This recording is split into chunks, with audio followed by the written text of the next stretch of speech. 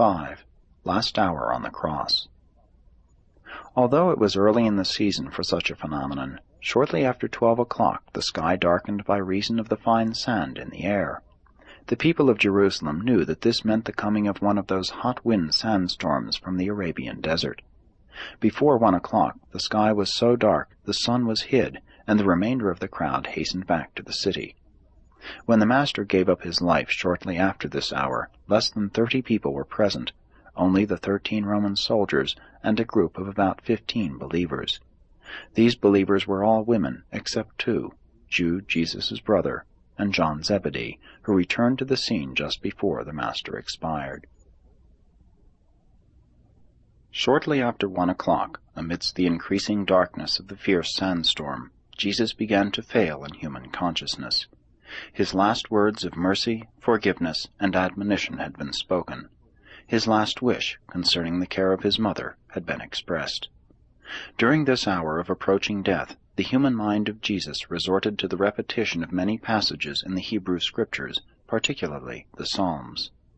The last conscious thought of the human Jesus was concerned with the repetition in his mind of a portion of the book of Psalms, now known as the 20th, 21st, and 22nd Psalms.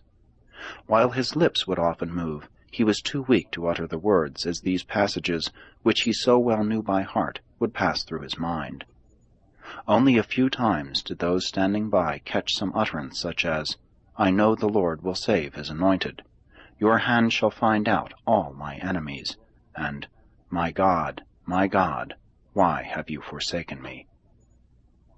Jesus did not for one moment entertain the slightest doubt that he had lived in accordance with the Father's will, and he never doubted that he was now laying down his life in the flesh in accordance with his Father's will. He did not feel that the Father had forsaken him. He was merely reciting in his vanishing consciousness many scriptures, among them this 22nd Psalm, which begins with, my God, why have you forsaken me?" And this happened to be one of the 3 passages which were spoken with sufficient clearness to be heard by those standing by.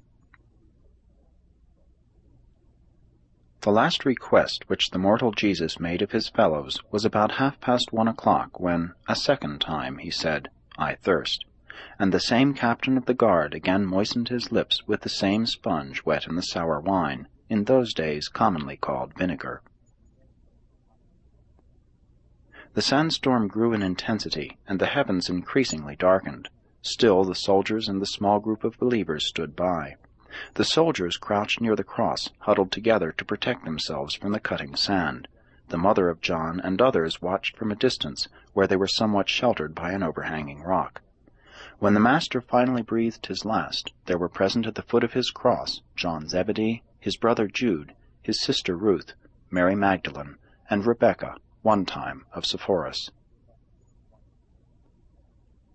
It was just before 3 o'clock when Jesus with a loud voice cried out, "It is finished. Father, into your hands I commend my spirit." And when he had thus spoken, he bowed his head and gave up the life struggle. When the Roman centurion saw how Jesus died, he smote his breast and said, "This was indeed a righteous man. Truly, he must have been a Son of God." And from that hour he began to believe in Jesus. Jesus died royally, as he had lived. He freely admitted his kingship and remained master of the situation throughout the tragic day. He went willingly to his ignominious death, after he had provided for the safety of his chosen apostles.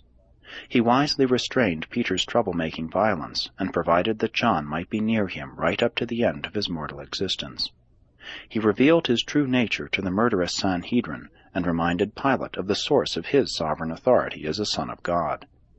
He started out to Golgotha bearing his own crossbeam, and finished up his loving bestowal by handing over his spirit of mortal acquirement to the Paradise Father. After such a life, and at such a death, the Master could truly say, "It is finished." Because this was the preparation day for both the Passover and the Sabbath, the Jews did not want these bodies to be exposed on Golgotha. Therefore they went before Pilate, asking that the legs of these 3 men be broken, and that they be dispatched. so that they could be taken down from their crosses and cast into the criminal burial pits before sundown. When Pilate heard this request, he forthwith sent 3 soldiers to break the legs and dispatch Jesus and the 2 brigands. When these soldiers arrived at Golgotha, they did accordingly to the 2 thieves, but they found Jesus already dead, much to their surprise. However, in order to make sure of his death, one of the soldiers pierced his left side with his spear.